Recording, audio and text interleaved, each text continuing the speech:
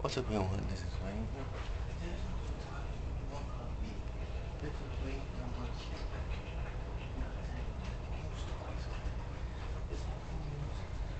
Twice already in the season.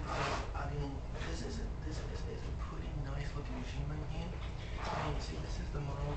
This is a model 2020, which means in 2020, which is I'm surprised the thing's still kind of holding up those actually because you can tell the service is not that bad. Because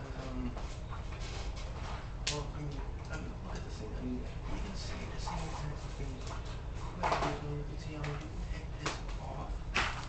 And basically, I did that because it's kind of easy. You can see it's just like this, but it's not as easy to take this off as that. The second one is that also the hand to come off easy because that's why it's that's something like this a little bit because I do like this machine.